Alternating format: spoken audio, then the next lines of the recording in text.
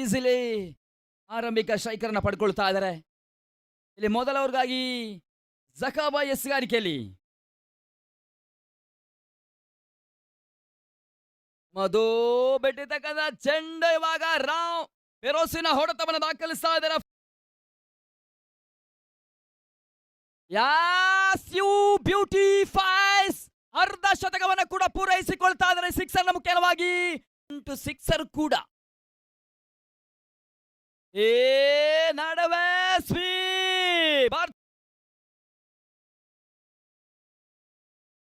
Lobar ಫೋಲ್ಟಾಸಿ ನಡುವೆ no ball ಸೂಚನೆ ಬರ್ತಾ ಇದೆ. ಫೈನ್ ಭರ್ಜರಿಯಾಗಿ ಕಂಡುಕೊಳ್ತಾ ಇದೆ. ಮತ್ತೆ ಬೀಸೋದ ಪ್ರಯತ್ನವನ್ನ ಮಾಡಿದ್ರು. ಹೈ ಲಿಫ್ಟೆಡ್ ಶಾಟ್ ಅನ್ನು ದಾಖಲಿಸ್ತಾ ಇದ್ದಾರೆ. ಫೈಸ್